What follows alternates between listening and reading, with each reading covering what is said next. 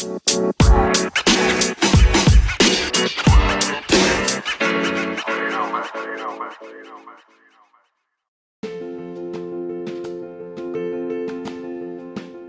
I'm going to just go ahead and invite Jay Shifman up to share his story. So let's give it up for Jay. Welcome to the Choose Your Struggle podcast. I am your host, Jay Shifman. Welcome back to the Choose Your Struggle podcast. This is episode 26. This is a very special episode for multiple reasons. I want to, first off, welcome. There's going to be two groups of people who are hearing this for the first time today. I want to welcome them. Number one is those brought along by my incredible guest today, Dr. Robb Kelly. Yes, we have the Gordon Ramsay of addiction on the podcast today. If I was the kind of guy who had a producer, this is where we would drop in the sound machine. The crowd goes wild. It's a big deal. It is a big deal. Robb Kelly is a pretty amazing guy, and I had the opportunity to chat with him. So if you are one of his crew, one of his family, you're hearing this, welcome to the podcast. The second group, just as important. No, that's not that's not fair. More important to me, but just as important in terms of how wonderful the group is that's here today, is the huge flock of fans of the guy who is the shout out today. You've heard him referenced multiple times on this podcast, and that is the always hilarious, a guy I have known for over 20 amazing years, one of, if not my greatest friend in the world, a brother to me, Spark Tabor. Ladies and gentlemen, this is a huge episode today. So welcome to everyone who was brought along by those two. Thank you for checking out the podcast. I hope you stick around after this episode. Let me talk a little bit about this episode before we get into it. So, the podcast is a fun thing that I do. It's something that makes me incredibly happy to put this out there in the world.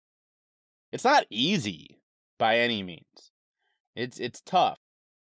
And I am continuously trying to get better at this. Actually, as I record this, I'm recording in a new space to try to get the sound quality better. The sound quality with Dr. Robb Kelly is not great. It's not Dr. Kelly's fault at all. I want to make that abundantly clear. This is 100% my fault. He was in his office, and he followed my instructions to the letter. So again, I want to make it clear that this is not Dr. Robb Kelly's fault at all. His office was very echoey, and I worked with the sound the best I could. And like I said, I'm learning. I would like to think I'm proficient.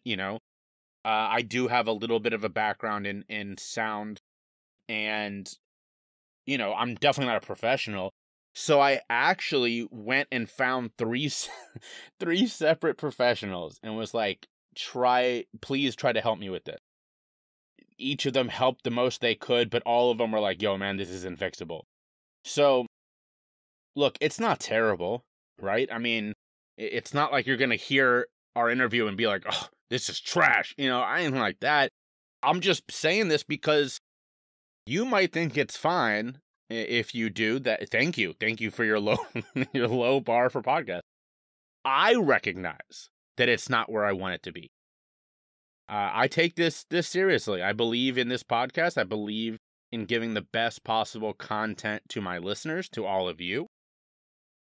It's why I started a Patreon, because I want people to have the opportunity to get more involved with the podcast and also support it if they like it.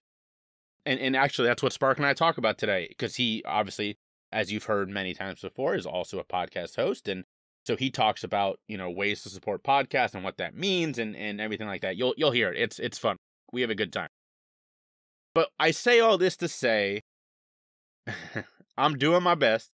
I am getting better every episode. I am trying new things every interview. And I'm also making a commitment to this. This is a thing that I care about a lot. I very much want to get better at doing this podcast, and want to give you the best possible product. That's what the Patreon's all about. I said it before. The Patreon is not a thing that's going to go into my pocket just to, I don't expect I'm going to make a lot of money off it. It is 100% a way for me to turn that money into making a better podcast. So, enjoy this, because, there was not even a second of thought that I wouldn't put this out. The conversation with Dr. Kelly is so important, and it's just so meaningful. The man gives out his personal cell phone in our conversation. So that's how much he cares. That's how much we have that in common. And if you think for a minute, he could have been talking through 2 different telephones and I still would put out that podcast, because this dude gets it. He cares about this stuff.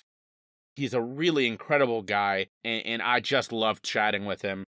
And obviously with Spark, he is, I love Spark to death, and I love him like a family member. That's how deep and far back we go. So, welcome to episode 26. Enjoy the show. Here with us today is, I think this says, is it Gavin Tabor? Is that? I'm sorry, I didn't do my homework before this interview. I'm not really sure who you are. It's no problem at all. It's actually pronounced Ralph Fiennes. Okay, Ralph. Nice. So actually, you all have heard him reference, this will be now the 4th straight week, maybe 5, that Mr. Spark Tabor has been referenced on this podcast, and now he's here. So it's kind of like a Beetlejuice situation. We say his name enough times, but unlike Beetlejuice, he's like, nah, I'm not coming for less than 5. And that's when I'm up here. Anyway, what did you want to talk about? This is something that's born out of Twitch, but it really goes into like life in general.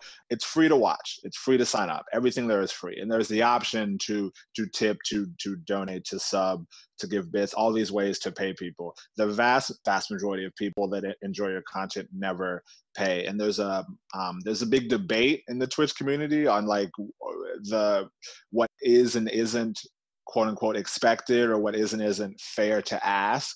And I'm in the camp of, and this is where it extends to everyone, is that if people are providing a service to you and you're able, you should compensate them. Being in entertainment, of course, I'm a bit more sensitive to that, because you say you have a show and people are like, how much does it cost?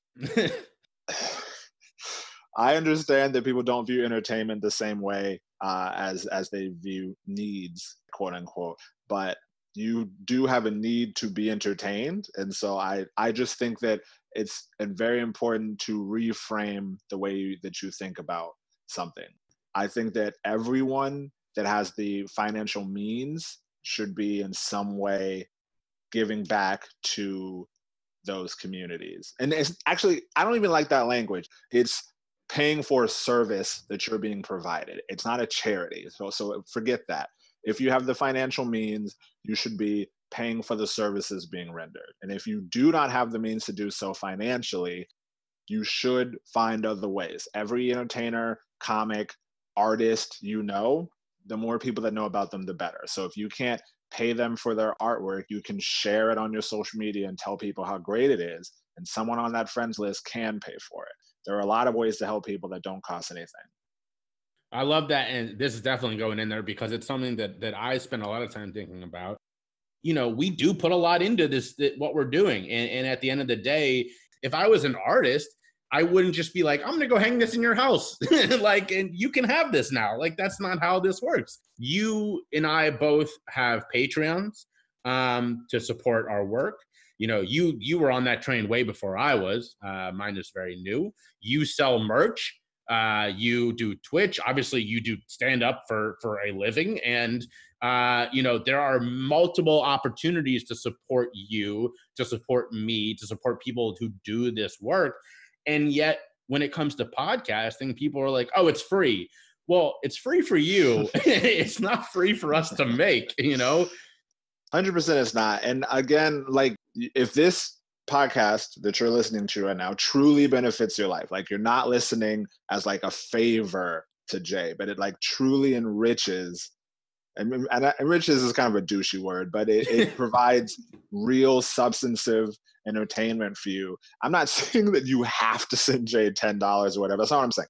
Like I said, there are a ton of ways to support people without handing them a single dollar. Yes, there are ways to support Jay. Even if there's a specific episode or a specific moment in one episode that really hit for you, sending him a message about that with feedback is helpful. 100%. And while I would love for people to jump on Patreon, when I see people share it, when I see reviews on Apple, because they're the only one that does reviews. Yes, reviews. Yeah, or when it's someone who messaged me to say not only was that a great episode, but also I sent it on to my buddy because I think he'll get a lot out of it.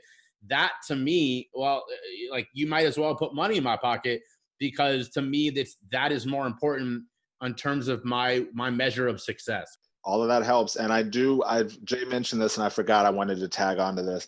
I cannot speak for anyone else, but myself and Jay do not do our podcast, do not do our Patreons, do not do my Twitch for the money, right? Because if we wanted to do something for money, there are a lot more stable, guaranteed ways to provide a living. And, we got to say that we are both very lucky to have supportive partners who do things that financially compensate them well, so that we're doing better than we would be if we were doing this shit alone. So shout out to both Sabrina and Lauren for that. Awesome. Thank you, sir. You can find me on Twitch at Spizlation. That's SPIZZLATION. Mostly I do video games on there. But I also do variety streams where we do just chatting, where we kind of hang out. And I also do a comedy show on Twitch every Monday at 7:30 Central Time, where comedians do 1 minute of stand-up, 1 minute of roasting an opponent, and then 1 minute of saying something nice about that opponent. So that is what I offer exclusively on Twitch. Are you ready to take your hemp experience to a whole new level? Because if so, I want to tell you about my sponsor, Mountain Made. Their puff line of smokable flower is unreal. They meticulously source each strain from select partner farms to ensure only the highest quality product in the marketplace. When it comes to the entourage effect, nothing tops strain-specific flower. It delivers the full range of all the amazing effects of CBD. I can tell you because I use it myself. With 0.7 grams of premium full flower inside of each pre-roll, you'll be ready to maximize your personal summit whenever you smoke. So check out Mountain Made today and grab a puff. They're federally compliant with less than 0.3% THC, which means they ship nationwide. All right, I'm going to grab a puff and let's get back to the episode.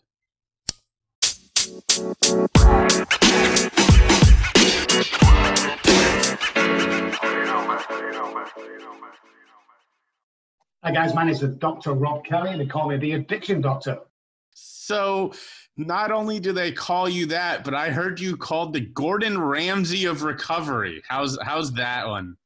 It's a no-nonsense approach with a few choice words and take no prisoners recovery program that I run. I designed the program some 20-something years ago, and it's been known to be very harsh and brash and straight in your face. So, plus Gordon's a friend of mine, and we often joke about that. Well, that's very funny. Before we get too far into your work, I would love if you wouldn't mind going back and give me the 10-second or the 10-minute version of what brought Dr. Robb Kelly to where he is today. Well, it all started many, many years ago. I was thrown on stage with a musical family at the age of 9.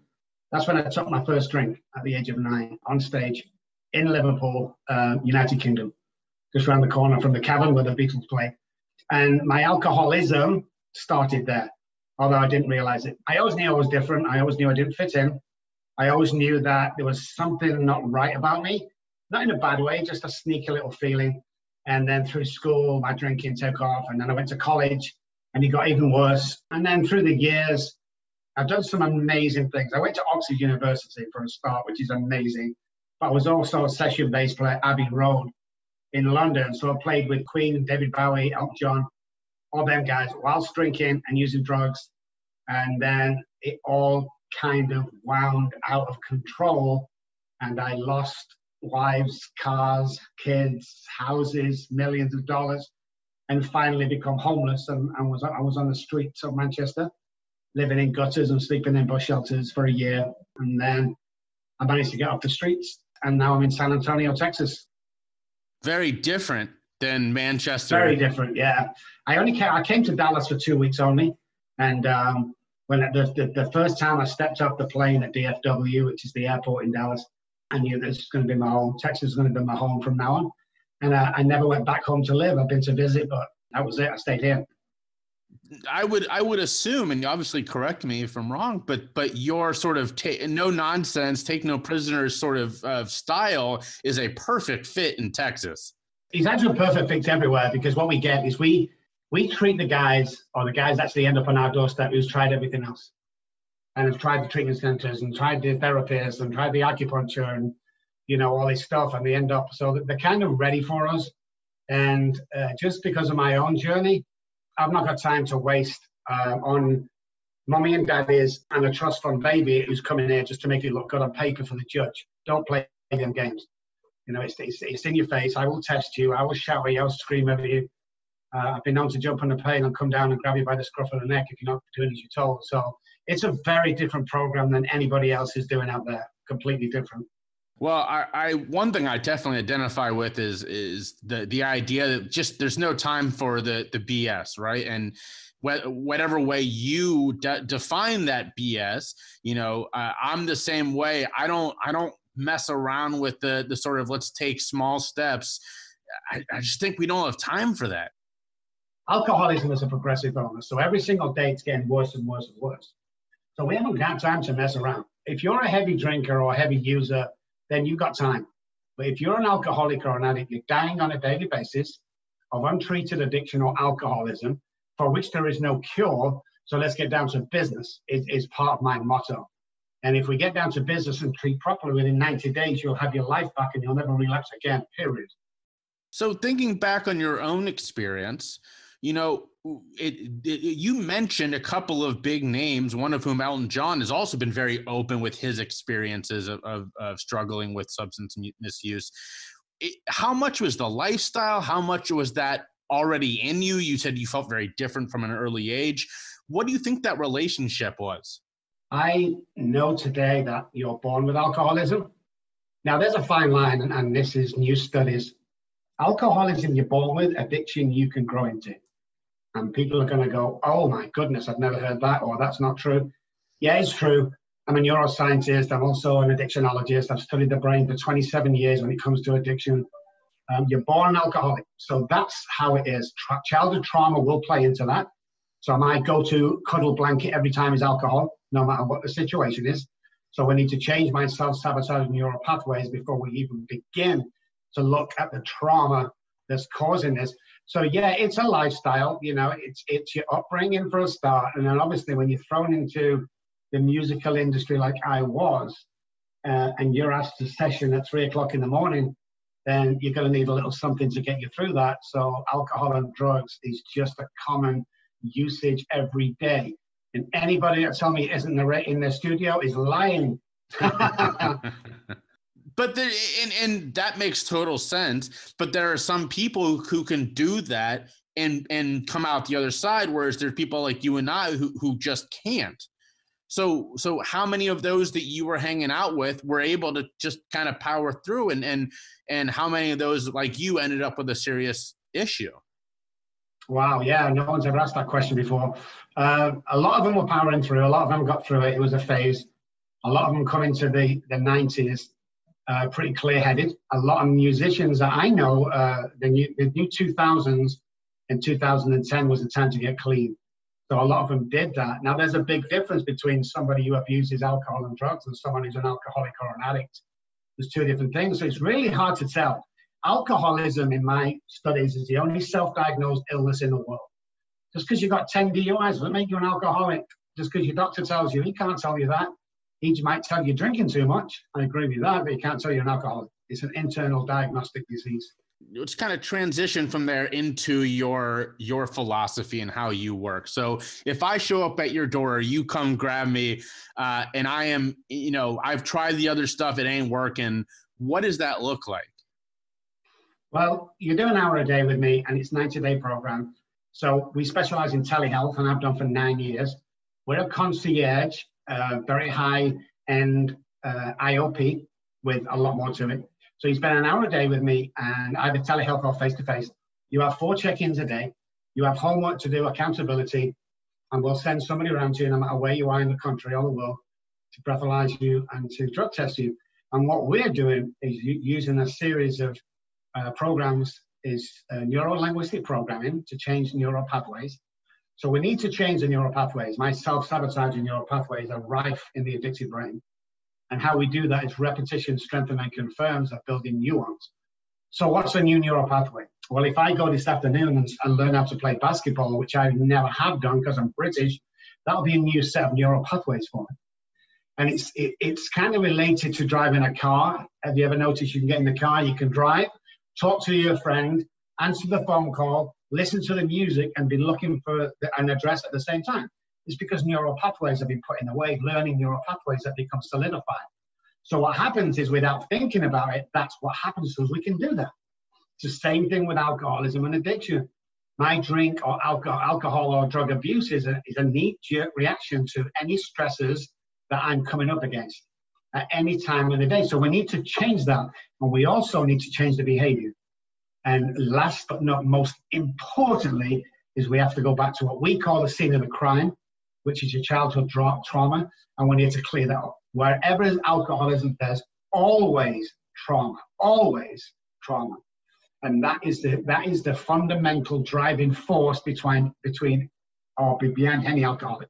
So I love that you saying that, because so often we get people who say, oh, I don't want to make a connection that's not there. But I love that you're like, no, there is childhood trauma. How do you address that with people who may not even be cognitive of that childhood trauma or try to repress it? So what we need to look at, first of all, is what is childhood trauma. Now, many people go, well, it's a bad incident, a molestation. No, it's not. Anything, and now listen to this, guys out there, anything less than nurturing as a child is child abuse. Don't do that, you stupid idiot. Get off there. Don't even try that. You'll never be able to do that. You're too stupid to do that. Are you fat pig? All this stuff is childhood trauma and is childhood abuse, and people don't get this. My father used to call my sister a fat mess. Go on, you fat mess. When she was a kid and we used to wrestle on the floor, and he used to say it to her. My sister struggled with that all her life.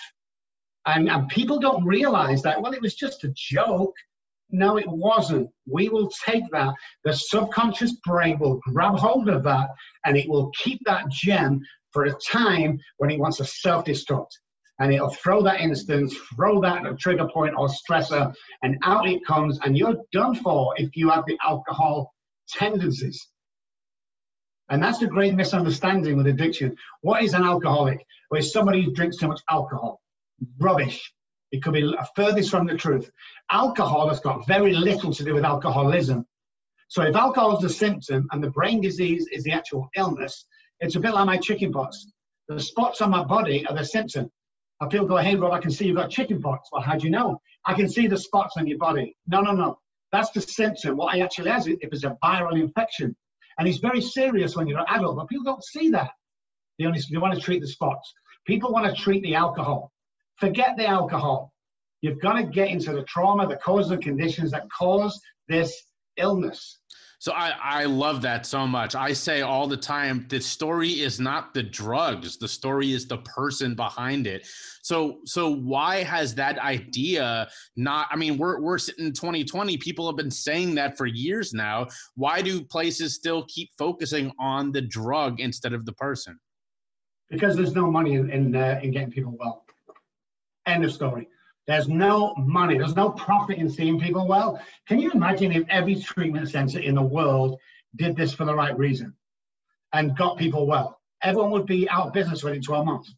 You see, companies, how can you accept Johnny back into your program for the 5th time and honestly take his money with clear conscience. What the hell are you doing? Stop looking at the alcohol. Stop teaching people relapse prevention. If I have to fight this disease, I'm going to relapse. If my mindset isn't changed, I'm going to relapse. If my behavior continues to do like I suffered from the trauma, I'm going to relapse. And that's why people time and time again go, I can't believe a relapse. We got 50 guys, 50 guys about 9 years ago, over a period of about 5 years. And they'd come into the office and go, right, this is it. I've sworn off. I'm not going to drink again. I told my wife I'm done. We brought them in. We put them on a lie detector, Jay, and all of them passed. And within a week, 48 of that 50 were drunk. So when we look at that, we have to say to ourselves, well, hang on a second. This goes deeper than willpower. And the other huge mind-altering time for me is I'm stood outside a liquor store at 6 a.m. in the morning. It's snowing. I've got T-shirt and I've got shorts on. I'm going into DTs. I'm sweating. I'm shaking. The guy opens the door. He knows me. He's not supposed to serve alcohol until 10 a.m. I put my money on the counter. He puts the bottle on. I grab the bottle, and this was my reaction. Stop sweating. Stop shaking. Now I'm in a fantastic mood. I looked over at my hand on the handle of the bottle that was still not open, and it dawned on me, it's not the alcohol, it's me. Because my whole being changed. And when we get reactions like this, and you study exactly what alcoholism is, and the body and the brain that's attached around that disease, you get a different look. And then you realize that when there's a success rate of 3 to 10% in treatment centers today, what are we doing wrong?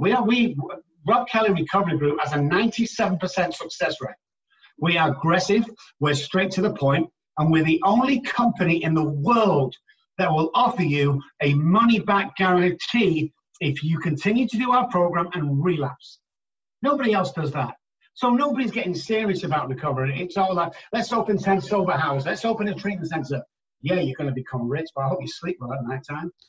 I'm with you. I hate that so many people are sort of doing this for the wrong reasons. But not only that, when you look at, as you were perfectly saying, you look at the success rates and they're abysmal, but there's no motivation to change. So I guess my question then is, how do we get more places to act like the Robb Kellys of the world and less like what we're seeing now sort of across the landscape? Stop insurance for paying for it. Stop the insurance. Why should the insurance companies pay for Johnny's 5th time in treatment? Stop all insurance around addiction. Cash pay only. Get the addiction centers and the treatment centers to buy into this. If you relapse, we'll take you back free of charge until you get this deal. That'll soon stop it. How many times I'm sick to death of watching people coming out of treatment centers, long term, 90 days, and drinking on the way home. Then they go back in a week later. Then the company charges them the same amount, $60,000 a month, or whatever they charge. I mean, what are you selling here, guys? I mean, what are you actually doing for that $60,000 a month? Because I'll tell you something, you're not getting people well.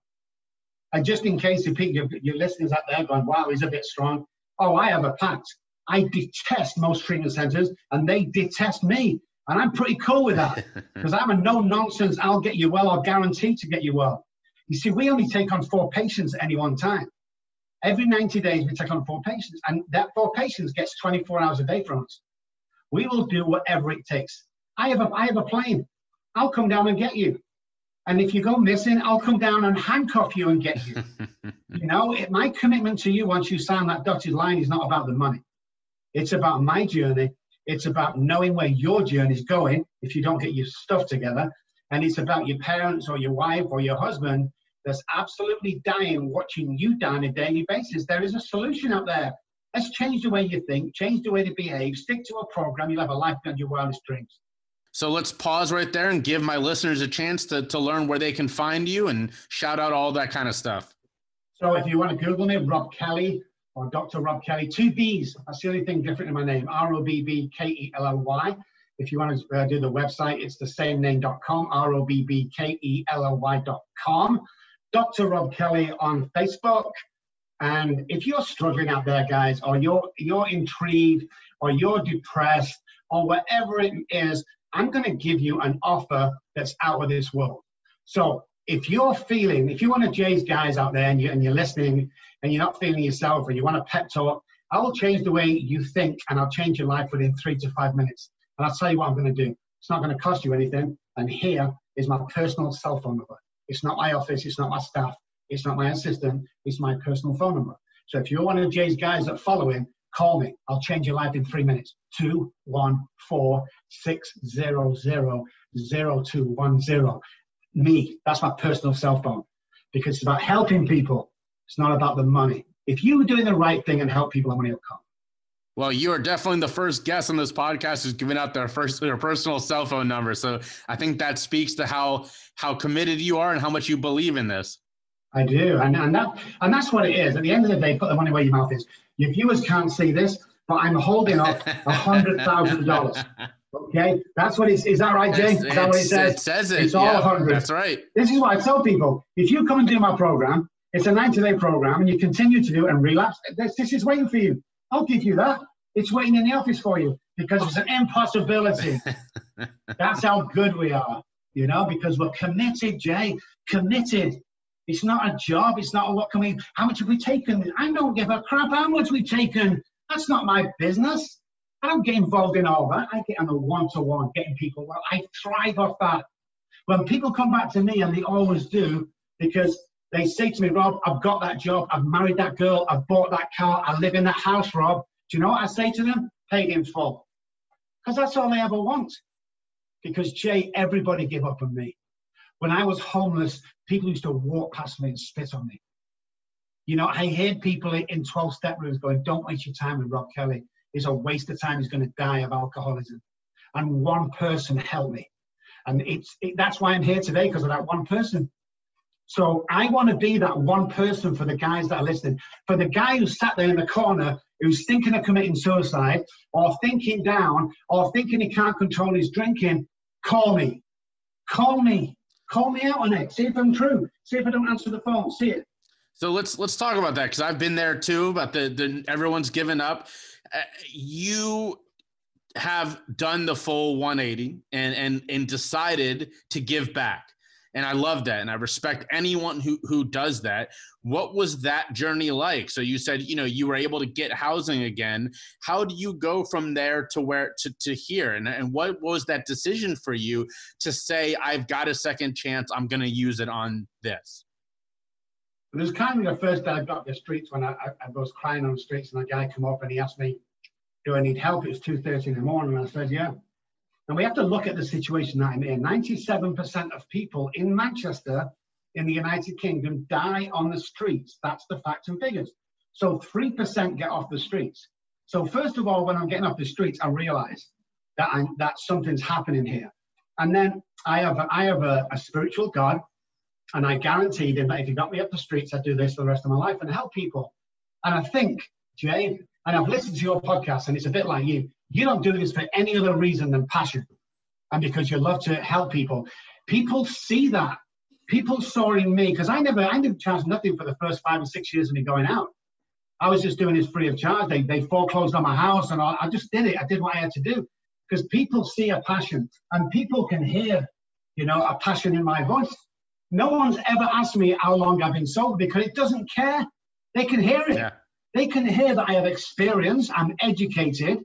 Though I come from a trailer park, I put myself through college with the Abbey Road money. Let's make no mistake about this. I wasn't born with a silver spoon in my mouth, by no means.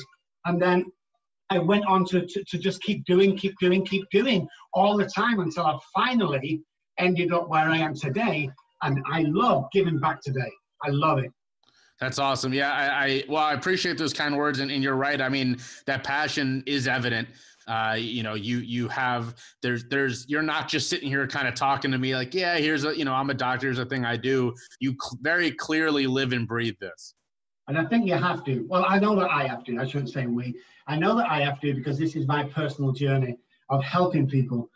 So you touched on something that I think is really important earlier on that I want to circle back to, and that is the miseducation around these topics. how important, I guess I should say, is it that we start changing some of these narratives and changing the common understanding of issues of substance misuse and alcoholism? I think it's vital to the future of addiction. What we have, and I've been saying this ever since I come to America 12 years ago, we have an epidemic on our hands. And only when it gets to the richer classes are going to find out and to do something about it. Because right now, nothing's being done about it. So education, in my opinion, is 95% of the battle. When you know what you're up against, when you know that it's not a choice, you see what happens is my hypothalamus, which is at the back of the brain, near the prehistoric brain, that's a fight or flight part of the brain. That tells me what to do to survive. Now, here's my findings over the last 10 years. The normal person secretes into the brain, fight or flight. You need to drink water and eat food to survive, period. That's what it tells it. With the alcoholic, it tells me to drink alcohol. And that's why I can go days or weeks without eating or drinking water, just alcohol. People don't know that. People don't know that it's a brain disease for which there is no cure. I will always have self-sabotaging neural pathways. People don't know that we're born with that like this. People don't know that if you don't get treatment, you will die of this illness, period. And education, I've just noticed now in the AA meetings that I go to, that they've started sending the student nurses in just to listen. I think it's a great idea because, guys, there's a big difference between a Friday night drunk in a hospital or a Friday night alcoholic. You see, the Friday night alcoholic needs help and treatment. The Friday night drunk needs to go to jail for overnight and sober up. And people don't know this. And then we look at what are the statistics in America. So we did a research at Richardson Hospital over in Dallas on a Friday and Saturday night. They allowed us to do some research. 96% of all cases walking through the door on the emergency ward on a Friday and Saturday night had alcohol or drugs inside there. So once we get an understanding and the manageability of that, can you imagine how much of a reduction we're going to save? What's it going to take for us to one, make that change, but two, start embracing this honest education? It's going to take a movement. And I've been trying to push this movement for ages. There's a stigma still attached to alcoholism and addiction, unfortunately.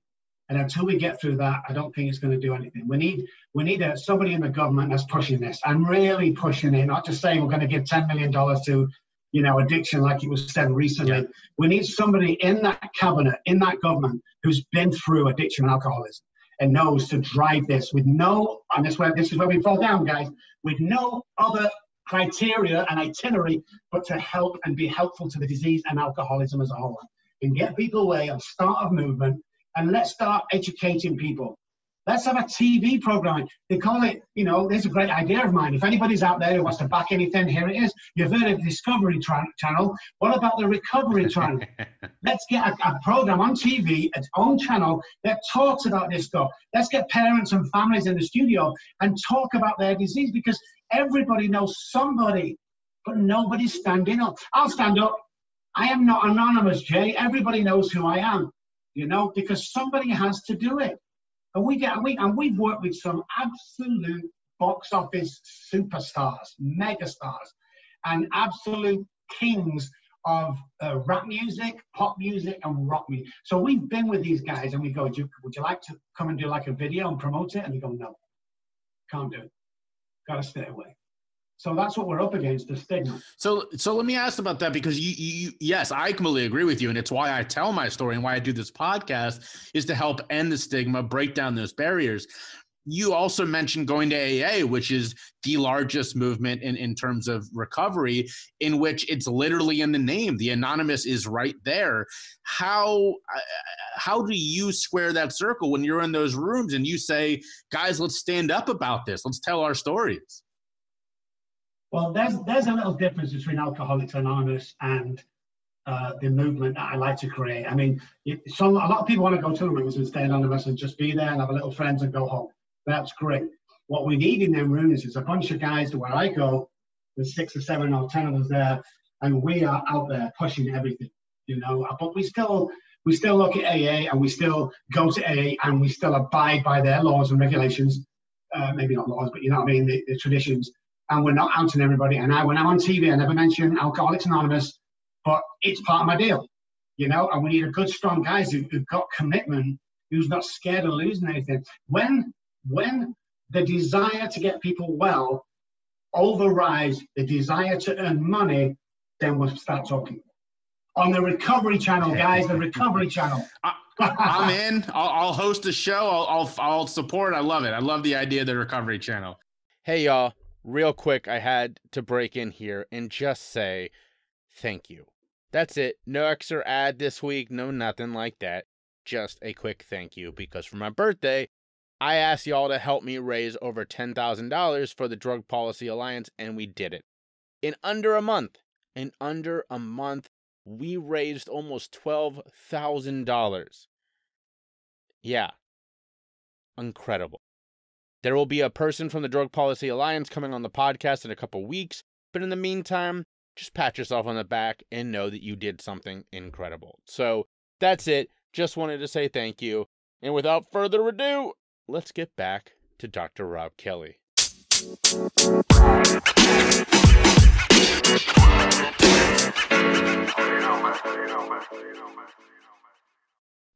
So why the U.S. for this? Because England is a little bit farther down this path than the U.S. is. Is it the challenge? What about the U.S. was appealing to you for this? Well, it was done by accident. You know, I came over here for a few weeks, like I just said. I stayed, and within 6 months of being here, I started my residency, and I was over here, and somebody heard me speak somewhere, and it was a video production company. And they asked to do a set of DVDs on my story and recovery and how it's done. And literally within 9 months of signing the paper, we'd recorded this box set of DVDs, which was sold in most prisons and institutions throughout the US. So all of a sudden, my name and my business blew up much quicker than we were ever imagining. We had a small 12 by 12 office. You know, within the first 12 months to 18 months, we had half a floor of a medical building. So it was kind of, it wasn't by choice. It was just kind of blew up. And then I've got to admit something now, which I've not admitted before. And that is that my accent gets me a long way over here, where I'm just a normal guy back in England. I've got to say that, because it does. It's like, it gets me everywhere. So, and of course, the Gordon Ramsay of addiction world, it kind of tags on to the end of that. So yeah, purely by mistake. So that's very funny. And it's sort of, it's within your life story of, you know, you've kind of gone through this sort of pop existence, but then you've used that for good. That's something that we don't hear enough of, I think, is these people who, like you, who get these opportunities to sort of mix it up with some of the names that people will recognize, but then go, I'm not just going to cruise on this, I'm going to use it for something. Yes, I think it's very important that we do that, or I do that. Very, very important that we take this, we get the opportunities, we thrive in them opportunities, but then we take them on. Now, I know the one guy we work with, and he always says, if you're in the addiction circle or talking about it, you can mention my name.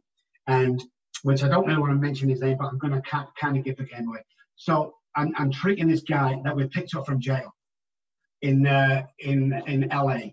I mean, literally still got the jumpsuit on, the orange jumpsuit with LA jail across the back, or whatever it was. The judge says you're going to put him in our care. We brought him back to the ranch. We flew him in on our private jet. We have a private jet. And we helicoptered him into the ranch. And 7 weeks into his 12-week course, because we're telling him what's going to happen from our experience. This is what's going to happen. This is, you know, you're going to recover. You're going to have a life beyond your wildest dreams, and your career is going to take off. Knock came at the door. It was the driver. He'd been given a package at the front gate, and it had his name on, the actor's name.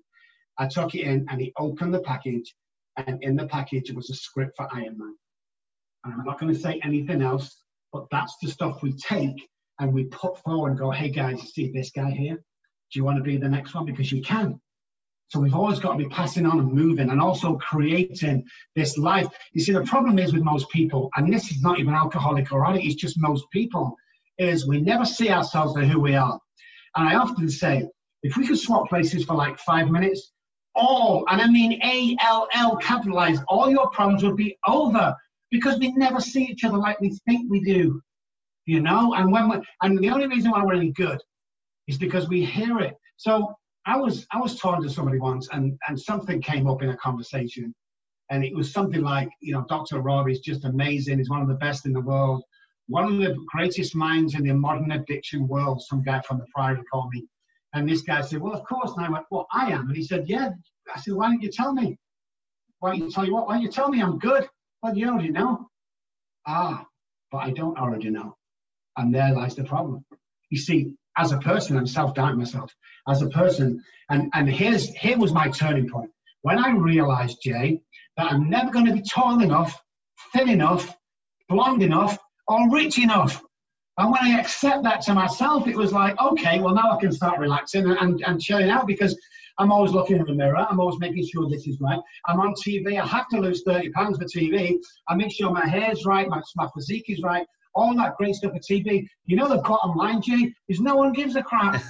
Everyone's trying to get on with their own life and get through their own day. So the quicker I realized that, was the quicker I could just sit back and go, this is me. So I love all this. How has COVID or this period we're living in impacted your work? Well, we've picked up a little bit because it's the telehealth. We specialize in telehealth. So that's awesome. But apart from that, a lot of people are scared out there. Alcohol sales have gone up by 29% in Texas. Doctors' visits and prescribed drugs, narcotics have gone up by 19% in Texas. So people are scared and worried. I think we're going to come out of this with a worse epidemic than we think. And I'm not talking about COVID. I'm talking about addictive to other stuff. You know, they closed the liquor stores down in Pennsylvania apparently for 2 or 3 weeks. And the day they open them up again, the roads were gridlocked.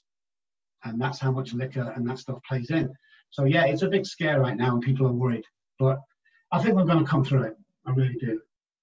And you're going to be right there, ready to help out, right?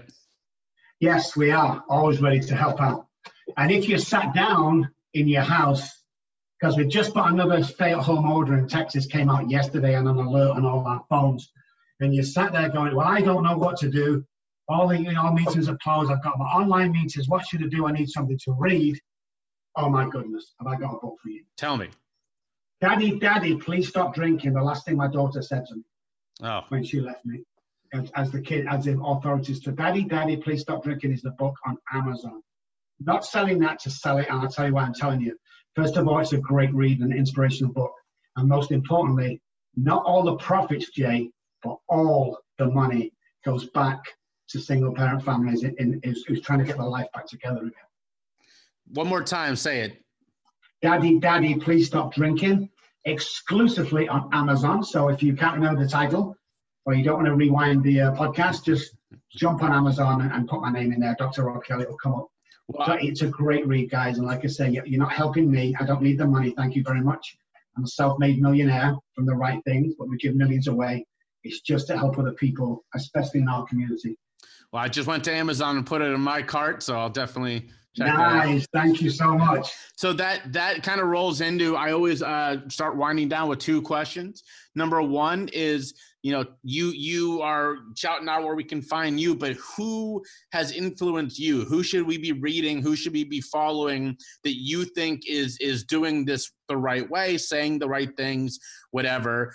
That's number 1. Number 2 is, what are your self-care habits during these stressful times? And how do you go home at the end of the day and take a deep breath and focus on you?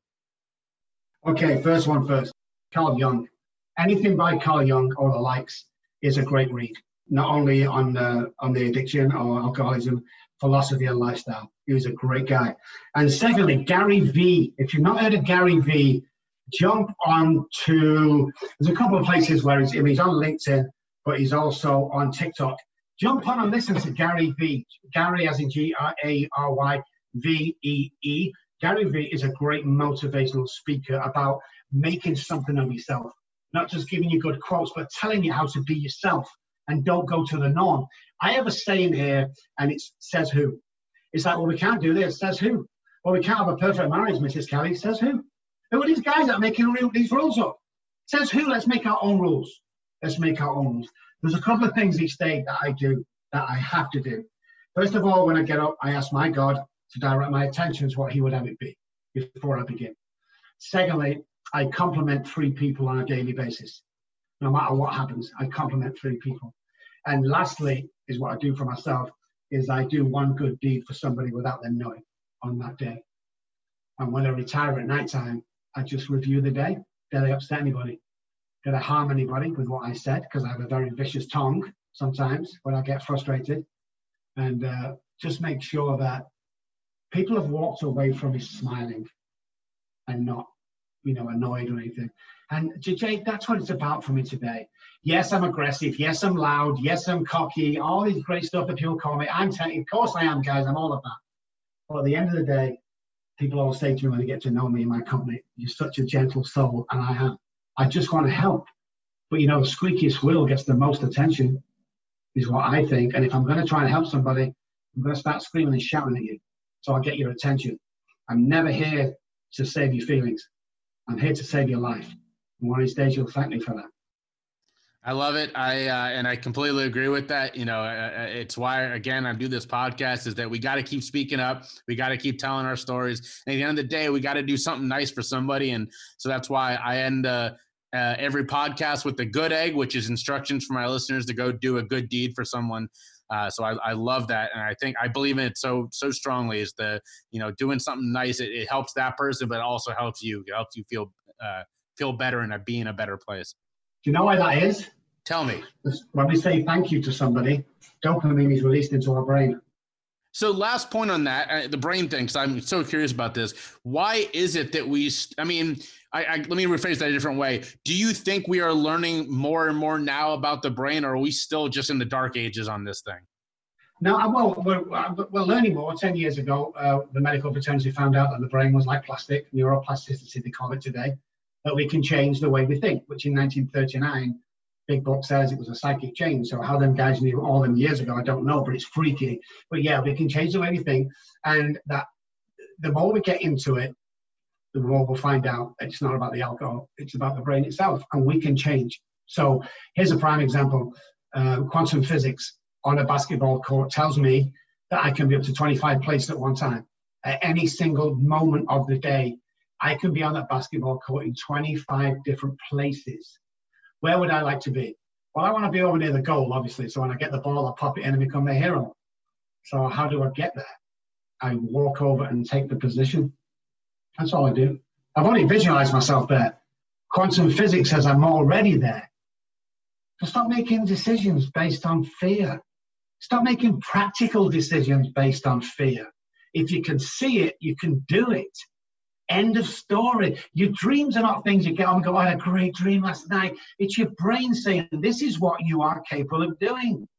Oh, well, I saw myself flying last night. What have you got to say about that? Do you want to tell that to the Wright brothers when they started and everybody that mocked them? Don't put a cap on your ceiling, buddy. Don't put a cap on your ceiling. You never know what you're capable of doing. Do you know that's something? I mean, you look at the world today we live in, the internet, the fast pace. You have to realize you have more opportunities today than you ever had to make something yourself. Look about this. Uber owns no cars. Isn't that crazy? Amazon owns no books or stock. Airbnb, they don't own any houses. Opportunities are out there. No matter if you've got $20 in the bank or 20 million, make something of yourself. And remember, when someone says you can't do it, just say, says who? All right, so this is going to be very difficult to cut down to make the fit on the podcast. So end us with one big tip. If the listeners could take one thing away from this, what would it be? Don't be afraid to run after your dreams. Don't be afraid. Because I'm telling you something. I went to bed when I was 20 and I woke up when I was 50. It goes fast. You're going to regret it, believe me.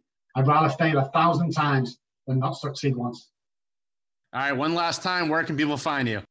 RobbKelly.com is the website, 2 B's, remember. Dr. Robb Kelly on Facebook, or you can Google me, just Dr. Robb Kelly or Robb Kelly. And if we can do anything for you, if we can help you, if I can motivate you, I'm here. And I want to say, because I really look forward to this podcast, Jay, and I want to tell you something. I did some of my research with you, and I want to thank you from the bottom of my heart for the stuff that you do. And I don't think people realize this. You know, you come on every week and you interview people, and that's all well and good. But some of the stuff that you do, man, and some of the experience you've got, and what you've been through and how you've helped the community put it out there, man. You're one of my heroes. Thank you so much, Jay, for what you do. Well, it's very kind. I appreciate that, Dr. Kelly, and it's been an honor talking to you. Thank you, sir.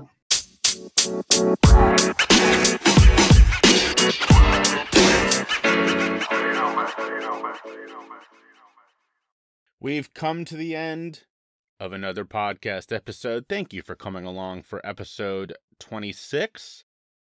I hope you enjoyed hearing from these two incredible guys. Both of them, in their own way, had such an incredible impact on me. Again, if you came along with them, I hope you stick around for more episodes. Please like, please review on Apple, please share on social media, as you heard Spark ask for. You know, it's so important to say thank you. I talk a lot about gratitude, affirmations, and I appreciate every single person who reaches out. You can find me at my website, www.jshifman.com.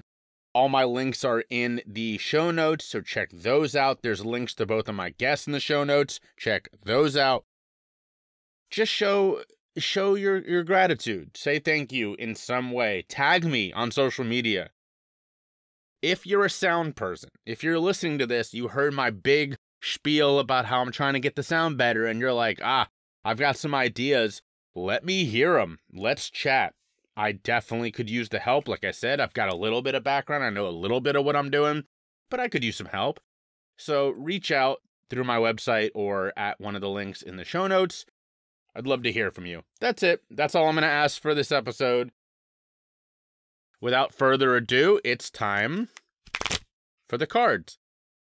As always, brought to you by the Blurt Foundation.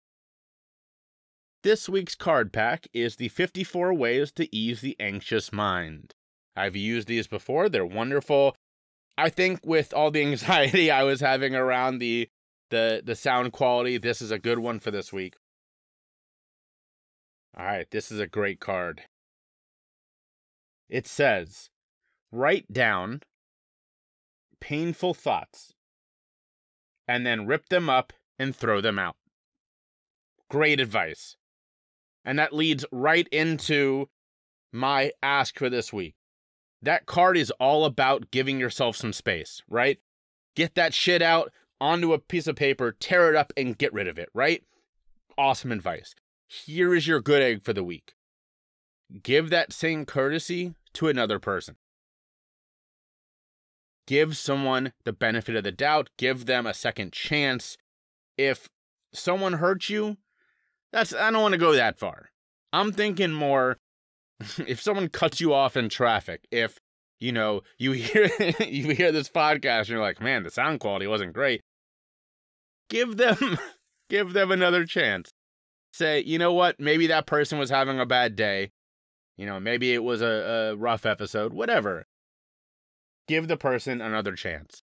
Right? If you can do this card, that's a great advice. Write down what they did, scream, get that energy out, and then tear that shit up and get rid of it, and then start over. Because you deserve it. You deserve to just get this shit out, and start over. And the other person probably deserves it too. Now, only to a certain extent, obviously. Some egregious things. No, you don't let that go. Fuck them. But I'm not talking about that. I'm talking about little shit.